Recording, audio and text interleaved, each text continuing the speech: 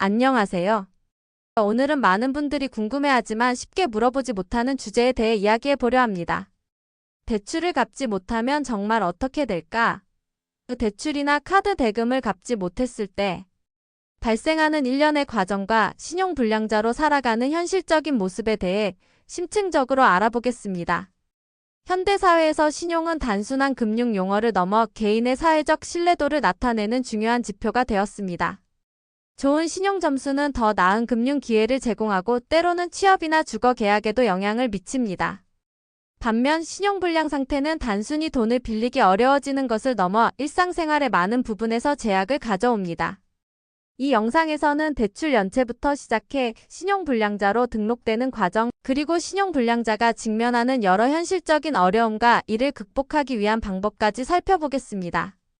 또한 실제 신용회복 경험자들의 사례를 통해 어떻게 신용위기에서 벗어날 수 있는지도 알아보겠습니다. 금융 문제는 누구에게나 발생할 수 있습니다. 예상치 못한 실직, 갑작스러운 의료비, 사업 실패 등 다양한 이유로 대출금 상환에 어려움을 겪을 수 있습니다. 따라서 이 영상은 현재 경제적 어려움을 겪고 계신 분들뿐만 아니라 미래에 발생할 수 있는 위기에 대비하고자 하는 모든 분들에게 유용한 정보가 될 것입니다. 지금부터 대출을 상환하지 못했을 때 발생하는 일련의 과정을 단계별로 살펴보겠습니다. 연체의 시작과 초기 대응. 대출 상환일을 놓치면 가장 먼저 일어나는 일은 연체가 시작된다는 점입니다. 상환일로부터 하루라도 지나면 그 순간부터 공식적으로 연체 상태에 들어갑니다. 일반적으로 금융기관은 연체 즉시 문자 메시지나 이메일로 알림을 보냅니다. 이 단계에서는 아직 심각한 불이익이 발생하지 않지만 연체 이자가 원금에 더해져 부채가 빠르게 늘어나기 시작합니다. 연체 초기에는 금융기관의 대응이 비교적 온건합니다. 대부분 금융기관은 고객센터를 통해 연락을 취하며 상환을 독려하는 수준에 그칩니다. 하지만 이미 2단계에서부터 신용평가기관에 연체 정보가 등록되기 시작합니다. 단 하루의 연체라도 신용점수에 영향을 미칠 수 있다는 점을 기억해야 합니다. 연체 초기에 취할 수 있는 가장 현명한 대응은 솔직하게 금융기관과 소통하는 것입니다. 일시적인 경제적 어려움으로 상환이 지연되는 경우 많은 금융기관은 상환 일정 조정이나 일시적 이자, 감면 등의 방안을 제시할 수 있습니다. 하지만 많은 사람들이 부끄러움이나 불안감 때문에 금융기관과의 소통을 피하는 경우가 많습니다. 실제로 김영호 씨의 사례를 살펴보면 카드 대금 연체 초기에 카드사에 연락하여 3개월간의 상환 유예를 받을 수 있었습니다. 이 기간 동안 그는 추가 아르바이트를 통해 자금을 마련하여 연체 상황에서 벗어날 수 있었습니다. 이처럼 초기 대응이 얼마나 중요한지 알 수 있습니다. 연체가 시작된 지 일주일에서 한 달 사이 금융기관은 더 적극적으로 연락을 취하기 시작합니다. 전화통화 빈도가 증가하고 때로는 직장으로 연락이 갈 수도 있습니다. 2단계에서 금융기관은 여전히 협상의 여지를 열어두고 있지만 시간이 지날수록 그 유연성은 줄어듭니다. 장기 연체와 그 영향. 연체 기간이 한 달을 넘어가면 상황은 더욱 심각해집니다. 이때부터는 연체 이자율이 더 높게 적용되어 부채가 기하급수적으로 증가할 수 있습니다. 또한 금융기관은 법적 조치의 가능성을 언급하기 시작하며 독촉장이 공식적으로 발송됩니다. 보통 3개월 이상 연체가 지속되면 금융기관은 해당 채무를 고정이하여신으로 분류하기 시작합니다. 이는 정상적인 상환이 어려운 부실 채권으로 간주된다는 의미입니다. 2단계에서 신용평가기관에 더 심각한 연체 정보가 등록되며 이는 신용점수에 상당한 타격을 줍니다. 연체가 6개월을 넘어가면 대부분의 금융기관은 해당 채무에 대해 대손 처리를 고려하기 시작합니다. 이는 금융기관이 해당 채무의 회수 가능성이 낮다고 판단한다는 의미입니다. 2단계에서는 채권 추심이 더욱 강화되며 채권 추심 업체가 개입하는 경우가 많습니다. 채권 추심 업체의 개입은 많은 사람들에게 스트레스를 주는 요인 중 하나입니다. 추심 업체는 법적 테두리 안에서 다양한 방법으로 채무자에게 접근합니다. 전화, 문자, 우편뿐만 아니라 직접 방문을 통한 추심도 진행할 수 있습니다.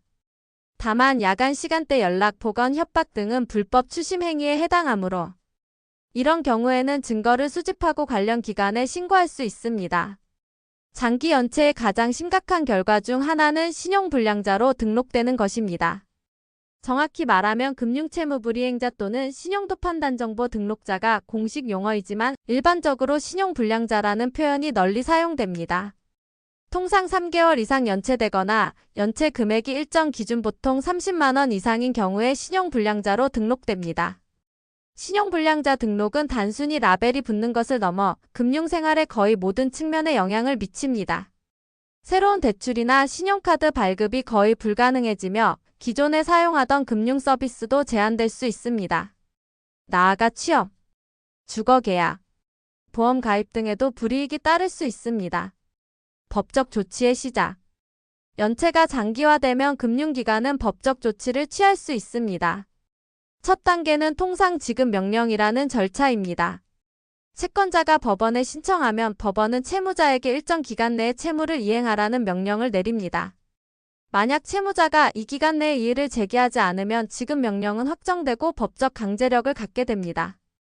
지급 명령이 확정된 후에도 채무를 이행하지 않으면 채권자는 강제 집행을 신청할 수 있습니다. 강제 집행은 채무자의 재산을 강제로 처분하여 채무를 변제하는 절차입니다. 이 과정에서 채무자의 은행계좌, 부동산, 자동차 등 재산이 압류될 수 있습니다. 특히 급여 소득자의 경우 급여 압류가 이루어질 수 있습니다. 법원은 채무자의 급여 중 일부 보통 급여의 3분의 1 이상을 직접 채권자에게 지급하도록 명령할 수 있습니다. 이는 채무자의 생계에 직접적인 영향을 미치게 됩니다. 또한 심각한 경우에는 경매 절차가 진행될 수 있습니다. 채무자의 부동산이나 고가의 동산이 경매에 붙여지면 그 판매 대금이 채무 변제에 사용됩니다. 이 과정에서 채무자는 주거지를 잃을 수도 있습니다. 법적 조치는 채무자에게 심각한 심리적, 경제적 압박을 가합니다. 하지만 이런 상황에서도 채무자에게는 몇 가지 보호장치가 있습니다.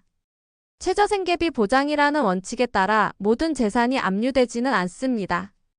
기본적인 생활 유지에 필요한 최소한의 자산과 소득은 법적으로 보호받습니다. 박정민 씨의 사례는 법적 조치의 현실을 잘 보여줍니다.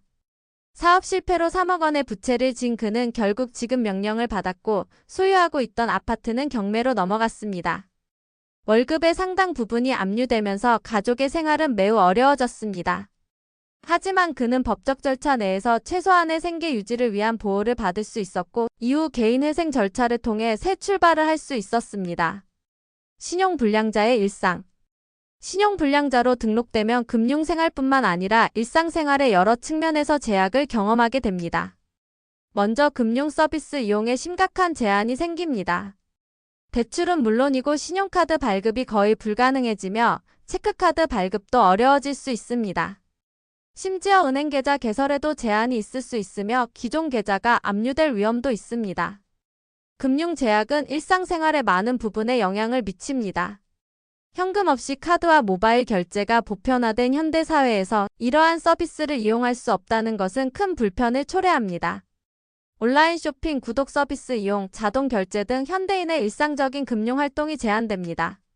취업에도 큰 영향을 미칩니다.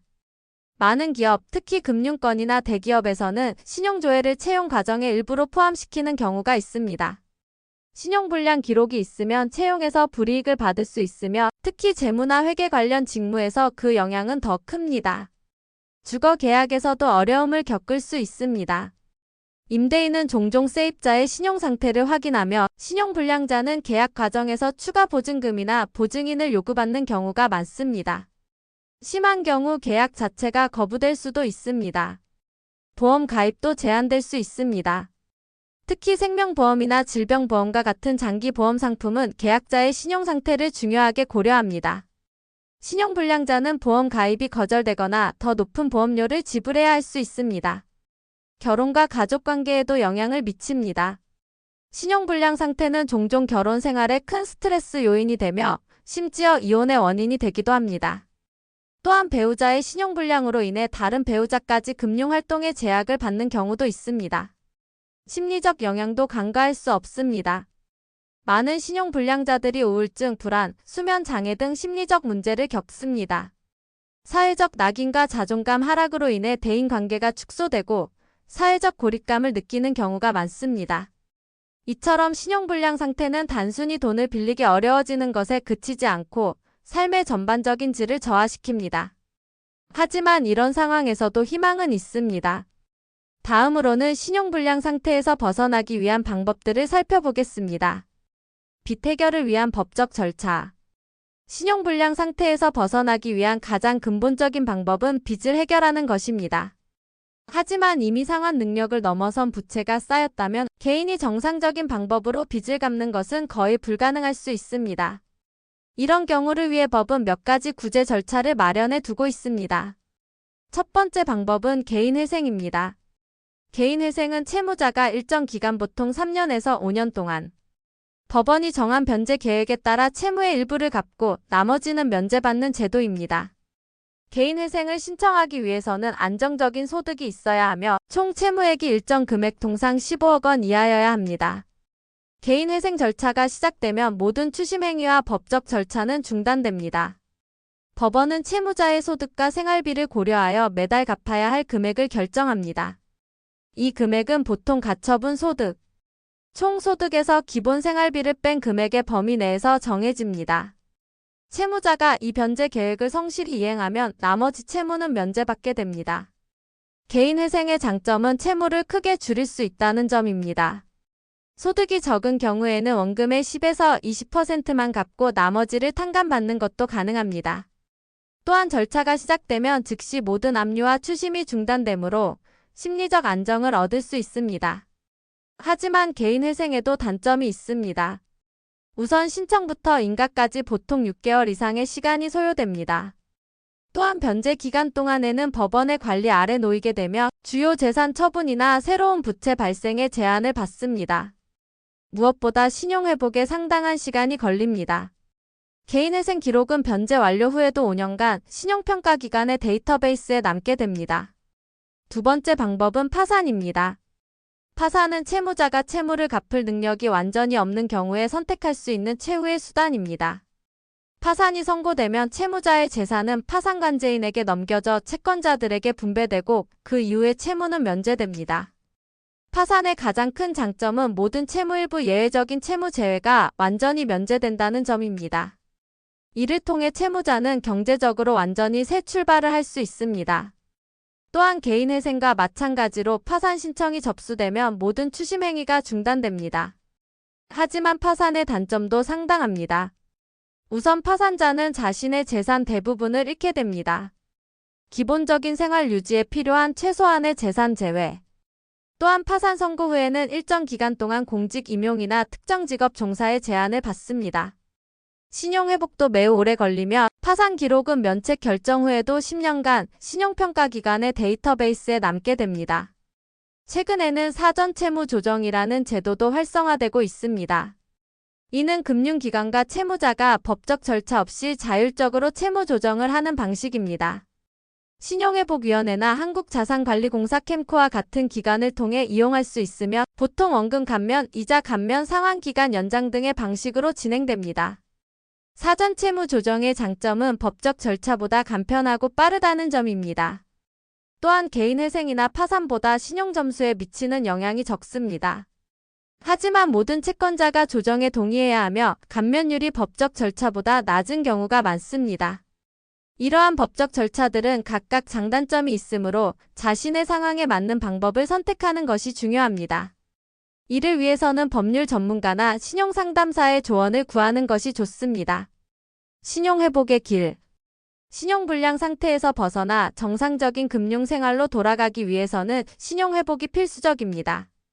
신용회복은 단순히 채무를 해결하는 것에 그치지 않고 신용점수를 개선하여 다시 금융서비스를 이용할 수 있게 되는 것을 의미합니다. 신용회복의 첫 단계는 모든 채무를 파악하는 것입니다. 한국신용정보원이나 신용평가회사를 통해 자신의 신용보고서를 확인하면 현재 어떤 채무가 얼마나 남아있는지 정확히 알 수 있습니다. 이 과정에서 잘못된 정보가 있는지도 확인해야 합니다. 간혹 이미 상환한 채무가 여전히 남아있거나 본인과 무관한 채무가 등록된 경우도 있습니다. 모든 채무를 파악한 후에는 앞서 살펴본 법적 절차 중 자신에게 맞는 방법을 선택하여 채무를 해결합니다. 개인회생이나 파산을 통해 채무가 감면되거나 면제되면 신용불량자 등록은 자동으로 해제됩니다.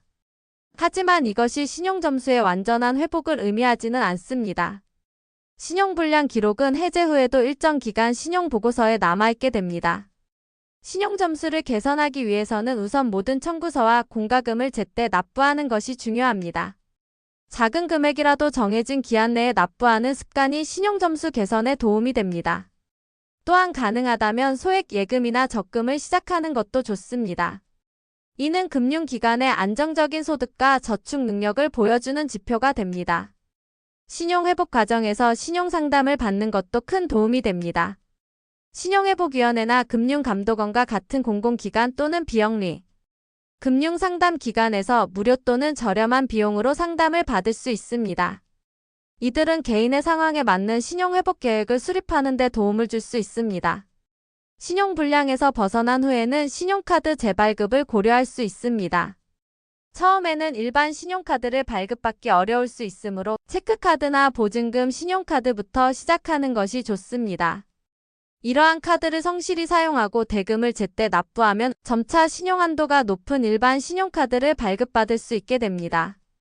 또한 신용회복 특례 프로그램을 활용하는 것도 방법입니다. 많은 금융기관들이 채무 조정 후 성실하게 상환을 완료한 고객들을 대상으로 신용회복 특례 프로그램을 운영하고 있습니다. 이를 통해 일반적인 경우보다 더 빠르게 신용점수를 회복할 수 있습니다. 신용회복은 단기간에 이루어지지 않습니다. 보통 최소 2년에서 3년, 심한 경우에는 5년에서 7년 이상이 소요될 수 있습니다. 하지만 꾸준하고 계획적인 노력을 통해 반드시 회복 가능합니다. 신용회복의 여정은 단순히 과거의 실수를 바로잡는 과정을 넘어 건강한 금융 습관을 형성하는 기회가 될 수 있습니다. 예방이 최선의 대책입니다. 신용불량 상태는 한번 발생하면 회복하는 데 상당한 시간과 노력이 필요합니다. 따라서 사전에 이를 예방하는 것이 가장 중요합니다. 여기서는 건강한 금융 생활을 유지하고 신용불량 상태를 예방하기 위한 방법들을 살펴보겠습니다. 우선 소득 범위 내에서 지출하는 습관이 중요합니다. 많은 신용불량자들이 소득보다 많은 지출로 인해 부채가 누적되는 악순환을 경험합니다. 소득의 일정 비율을 저축과 투자에 할당하고 나머지 범위 내에서 생활하는 자세가 필요합니다. 특히 50, 30, 20 규칙은 실용적인 가이드라인이 될 수 있습니다. 소득의 50%는 필수 지출 주거비, 식비, 공과금 등 30%는 자유지출여가, 취미 등 20%는 저축과 투자에 사용하는 방식입니다. 비상금 마련도 중요합니다. 예상치 못한 상황, 예를 들어 실직이나 갑작스러운 의료비 지출 등에 대비해 최소 3개월에서 6개월치의 생활비를 비상금으로 마련해 두는 것이 좋습니다. 이는 일시적인 경제적 어려움이 장기적인 신용 문제로 확대되는 것을 방지하는 안전망 역할을 합니다. 신용카드 사용에 주의하는 것도 필수적입니다. 신용카드는 편리한 결제 수단이지만 무분별한 사용은 과도한 부채로 이어질 수 있습니다. 매달 청구되는 금액을 전액 납부할 수 있는 범위 내에서만 사용하고 최소 결제액만 납부하는 습관은 피해야 합니다. 또한 여러 장의 신용카드를 동시에 사용하는 것도 지출 관리를 어렵게 만들 수 있습니다. 대출 조건을 꼼꼼히 확인하는 것도 중요합니다. 대출을 받기 전에 이자율 상환 조건, 중도 상환 수수료 등을 자세히 검토해야 합니다. 특히 변동금리 대출의 경우 금리 상승 시 상환 부담이 크게 증가할 수 있다는 점을 염두에 두어야 합니다. 또한 대출 금액은 상환 능력을 감안하여 신중하게 결정해야 합니다. 정기적인 신용보고서 확인도 필요합니다. 최소 1년에 한 번은 자신의 신용보고서를 확인하여 오류가 없는지 또는 자신도 모르는 연체나 부채가 있는지 점검해야 합니다. 이는 잠재적인 문제를 조기에 발견하고 해결할 수 있는 기회가 됩니다. 금융교육도 중요한 예방책입니다. 많은 사람들이 기본적인 금융 지식 부족으로 인해 신용 문제에 직면합니다. 예산관리, 저축, 투자, 대출 등에 관한 기본 지식을 습득하는 것은 건강한 금융생활의 기초가 됩니다. 현재는 다양한 온라인 강의, 도서, 무료 세미나 등을 통해 금융교육을 받을 수 있습니다. 이창호 씨의 사례는 예방의 중요성을 잘 보여줍니다. 그는 첫 직장에 취업한 후 여러 장의 신용카드를 발급받아 무분별하게 사용했고 결국 연체에 빠져 신용불량자가 되었습니다. 이후 신용회복을 위해 5년이라는 긴 시간을 투자해야 했습니다. 그는 지금 금융교육 강사로 활동하며 자신의 경험을 바탕으로 예방의 중요성을 강조하고 있습니다. 신용불량자를 위한 사회적 지원 제도. 신용불량 상태는 개인의 문제를 넘어 사회적 문제이기도 합니다. 따라서 다양한 공공기관과 민간단체에서 신용불량자들을 지원하기 위한 제도를 운영하고 있습니다.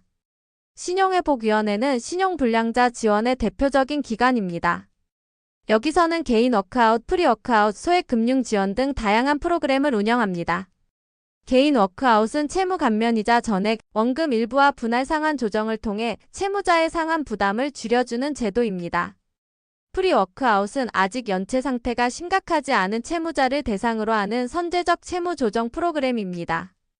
한국자산관리공사 캠코도 중요한 역할을 합니다. 캠코의 국민행복기금은 금융기관으로부터 부실채권을 매입하여 채무자에게 원금 감면, 이자 면제, 분할 상환 등의 혜택을 제공합니다. 또한 희망모아라는 프로그램을 통해 장기 연체자들의 채무 부담을 줄여주고 있습니다. 마이크로크레딧이나 서민금융진흥원과 같은 기관들은 신용불량자들에게 저금리 대출을 제공합니다. 이를 통해 고금리 대출을 저금리 대출로 전환하거나 소규모 창업을 지원받을 수 있습니다. 이러한 지원은 신용불량자들이 채무의 악순환에서 벗어나 경제적으로 자립할 수 있는 기회를 제공합니다. 지자체별 복지 프로그램도 있습니다. 많은 지방자치단체에서는 지역 주민의 부채 문제 해결을 위한 독자적인 프로그램을 운영하고 있습니다. 이는 금융상담, 법률지원, 직업훈련, 창업지원 등 다양한 형태로 제공됩니다. 또한 법률구조공단에서는 신용불량자들에게 무료 또는 저렴한 비용으로 법률 상담과 소송, 대리 서비스를 제공합니다. 이는 특히 불법 추심에 시달리거나 개인회생이나 파산 절차를 진행하는 채무자들에게 큰 도움이 됩니다. 심리상담 지원도 중요합니다. 신용불량 상태는 심각한 심리적 스트레스를 동반하므로 정신건강관리도 필수적입니다.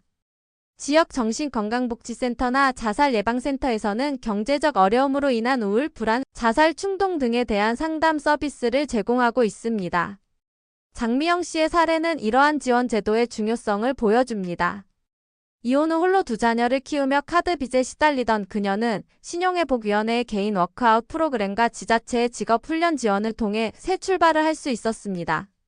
현재 그녀는 안정적인 직장에 다니며 성실하게 채무를 상환하고 있으며 자녀들에게 건강한 금융 습관을 가르치고 있습니다.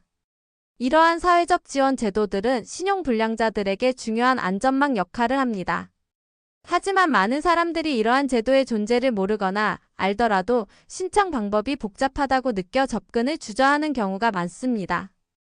따라서 이러한 지원 제도에 대한 정보 접근성을 높이고 신청 절차를 간소화하는 노력이 계속되어야 합니다. 디지털 시대의 새로운 도전과 기회. 디지털 기술의 발전은 신용과 부채 관리에 새로운 도전과 기회를 가져왔습니다. 여기서는 디지털 시대의 신용불량자들이 직면하는 새로운 문제와 기회에 대해 살펴보겠습니다. 우선 핀테크의 발전은 양날의 검입니다. 한편으로는 모바일 뱅킹, 간편 결제, 인터넷 대출 등이 보편화되면서 금융 서비스에 대한 접근성이 높아졌습니다. 이는 신용불량자들에게도 일부 혜택을 제공합니다.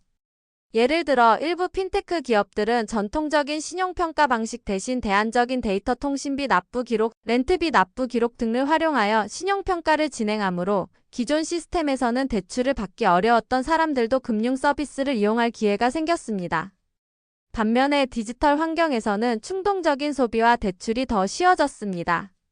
몇 번의 클릭만으로 대출을 신청하고 승인받을 수 있는 환경은 과도한 부채 축적의 위험을 높입니다. 특히 소액 후불 결제 서비스나 소액 대출 앱 등은 사용이 간편하지만 잘못 관리하면 부채가 쉽게 누적될 수 있습니다. 또한 디지털 금융의 발전으로 신용정보의 중요성이 더욱 커졌습니다. 과거에는 주로 은행이나 대형 금융기관에서만 신용정보를 활용했지만 현재는 통신사, 보험사, 렌탈 기업, 심지어 데이팅 앱까지 다양한 서비스에서 신용정보를 확인합니다. 이는 신용불량 상태가 금융생활을 넘어 일상생활에 더 많은 부분에 영향을 미친다는 것을 의미합니다. 디지털 시대에는 개인정보 유출과 신용사기의 위험도 증가했습니다. 신용불량 상태에 처한 사람들은 종종 절박한 상황에서 불법 대출이나 신용회복을 약속하는 사기에 노출될 위험이 높습니다. 이러한 사기는 이미 어려운 상황을 더욱 악화시킬 수 있습니다. 하지만 디지털 기술은 새로운 기회도 제공합니다. 자동화된 예산 관리 앱과 지출 추적 도구는 재정 관리를 훨씬 쉽게 만들어줍니다. 이러한 도구들은 지출 패턴을 분석하고 예산을 세우며 저축 목표를 설정하는 데 도움을 줍니다. 또한 정기적으로 청구서 납부 알림을 보내주어 연체를 방지할 수 있습니다. 온라인 금융 교육 리소스도 풍부해졌습니다. 다양한 웹사이트, 유튜브 채널, 팟캐스트 등에서 무료로 금융 교육 콘텐츠를 제공하고 있어 누구나 기본적인 금융 지식을 습득할 수 있게 되었습니다. 이는 특히 금융 교육에 접근하기 어려웠던 계층에게 큰 혜택입니다. 온라인 커뮤니티와 지원 그룹도 중요한 자원입니다. 소셜미디어나 포럼에서는 비슷한 경험을 가진 사람들이 정보와 조언을 공유하고 서로 정서적 지지를 제공합니다. 이러한 커뮤니티는 신용불량 상태에서 오는 고립감과 수치심을 줄이는 데 도움이 됩니다. 디지털 시대의 이러한 변화는 신용불량자들에게 새로운 도전과 함께 회복의 기회도 제공합니다. 중요한 것은 디지털 도구를 적극적으로 활용하면서도 그 한계와 위험성을 인식하는 균형 잡힌 접근입니다. 신용불량자들의 실제 이야기. 지금까지 신용불량 상태의 원인, 과정, 결과, 그리고 회복 방법에 대해 살펴보았습니다. 이론적인 내용을 넘어 실제 신용불량 경험자들의 이야기를 통해 더 깊은 이해를 얻을 수 있을 것입니다. 여기서는 몇 가지 실제 사례를 소개하고 그들의 경험에서 배울 수 있는 교훈을 살펴보겠습니다. 최준호 씨 43세는 IT 기업에 다니던 중 갑작스러운 구조 조정으로 실직했습니다.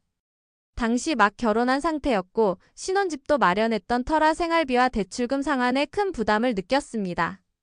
새 직장을 구하기 전까지 생활비와 대출금 상환을 위해 신용카드를 사용했고 결국 카드 대금을 연체하기 시작했습니다. 연체가 장기화되면서 신용불량자로 등록되었고 이는 취업에도 악영향을 미쳤습니다.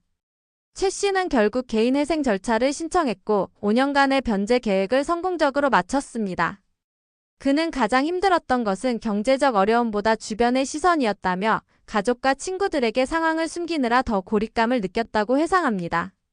지금은 신용을 회복하고 안정적인 직장에 다니고 있지만 그는 비상금의 중요성과 어려움이 닥쳤을 때 주변의 도움을 청하는 용기의 중요성을 강조합니다. 박미래 씨 35세는 소규모 카페 창업에 실패한 후 신용불량자가 되었습니다. 처음 창업할 때는 성공을 확신했기 때문에 사업 계획과 자금 계획을 철저히 세우지 않았다고 그녀는 말합니다. 초기 투자 비용으로 대출을 받았지만 예상보다 수익이 적고 경쟁이 치열해 결국 폐업했습니다. 폐업 후에도 남은 대출금과 임대료, 직원급여 등의 부채가 그녀를 신용불량 상태로 몰아넣었습니다. 박 씨는 신용회복위원회의 도움으로 채무를 조정받고 분할 상환을 시작했습니다.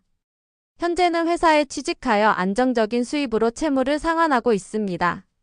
그녀는 창업은 꿈만으로 되는 것이 아니라 철저한 계획과 준비가 필요하다는 교훈을 얻었다고 합니다. 또한 실패해도 다시 일어설 수 있다는 자신감을 얻었다고 말합니다. 50세 이태성 씨는 보증으로 인해 신용불량자가 되었습니다. 친구의 사업 대출의 보증인이 되어주었는데 그 친구가 사업에 실패하고 연락이 두절되면서 모든 채무가 이 씨에게 넘어왔습니다. 보증의 의미를 제대로 이해하지 못했다며 친구라는 이유만으로 보증을 선뜻 서준 것이 인생에서 가장 큰 실수였다고 그는 회고합니다. 이 씨는 파산 절차를 통해 채무를 면제받았지만 파산 기록으로 인해 신용회복에 오랜 시간이 걸렸습니다. 그는 보증은 단순한 서명이 아니라 실제로 그 돈을 빌리는 것과 같다는 점을 강조하며 특히 가족이라도 보증을 서기 전에 철저히 생각해야 한다고 조언합니다. 29세 김지연 씨는 학자금 대출과 취업준비 비용으로 인해 신용불량자가 되었습니다. 대학 졸업 후 취업이 쉽지 않아 계속해서 학원비와 생활비를 대출로 충당했고 결국 상환 능력을 넘어서는 부채가 쌓였습니다. 당장의 필요에 쫓겨 장기적인 상환 계획 없이 대출을 받았던 것이 문제였다고 그녀는 인정합니다. 김 씨는 현재 신용회복위원회의 프리워크아웃 프로그램을 통해 채무를 조정받고 있습니다. 그녀는 대출은 미래의 소득을 미리 쓰는 것이기 때문에 정말 필요한 곳에만 사용해야 한다는 교훈을 얻었다고 합니다.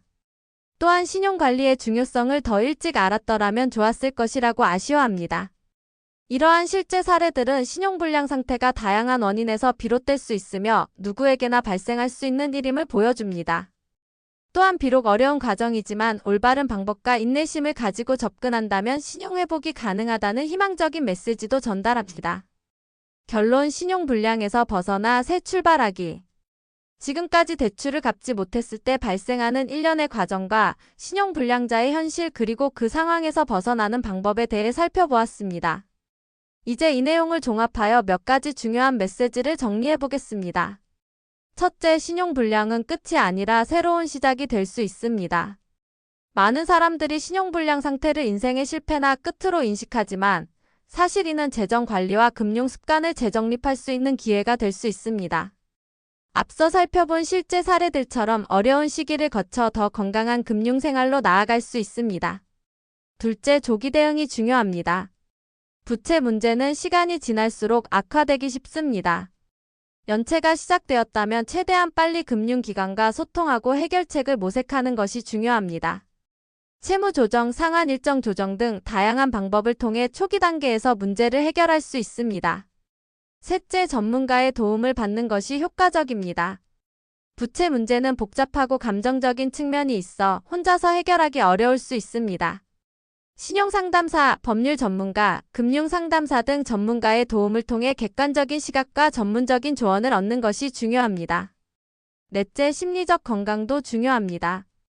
신용불량 상태는 심각한 스트레스, 불안, 우울증의 원인이 될 수 있습니다. 이러한 감정을 인식하고 관리하는 것이 중요합니다. 필요하다면 심리상담이나 지원그룹을 통해 정서적 지지를 받는 것도 고려해야 합니다. 다섯째, 예방이 최선의 대책입니다. 건강한 금융 습관을 형성하고 비상금을 마련하며 소득 범위 내에서 생활하는 습관을 통해 신용불량 상태를 예방할 수 있습니다. 금융 교육을 통해 기본적인 재정 관리 지식을 습득하는 것도 중요합니다. 신용불량은 단순히 개인의 문제가 아니라 사회적 문제이기도 합니다. 경제적 불확실성, 고용 불안정, 급격한 물가 상승 등 다양한 사회경제적 요인이 개인의 부채 문제에 영향을 미칩니다. 따라서 신용불량자에 대한 사회적 인식 개선과 체계적인 지원 시스템 구축이 필요합니다.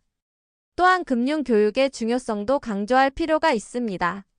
학교에서부터 기본적인 금융 지식과 건강한 금융 습관을 가르친다면 미래의 많은 신용불량 사례를 예방할 수 있을 것입니다. 마지막으로 신용불량 상태에 있는 분들에게 희망의 메시지를 전하고 싶습니다. 지금 어려운 상황에 처해 있더라도 포기하지 말고 적극적으로 해결책을 찾아보세요. 많은 사람들이 비슷한 어려움을 겪고 극복했습니다. 올바른 정보와 도움을 통해 여러분도 신용불량의 어두운 터널을 지나 밝은 미래로 나아갈 수 있습니다. 신용은 단순한 숫자가 아니라 우리의 금융적 건강과 미래의 가능성을 나타내는 중요한 자산입니다. 이 자산을 소중히 관리하고 필요한 경우 회복할 수 있는 방법을 아는 것은 현대 사회에서 필수적인 생존 기술이 되었습니다. 오늘 이 영상이 여러분의 금융 건강을 지키는 데 조금이나마 도움이 되었기를 바랍니다. 감사합니다.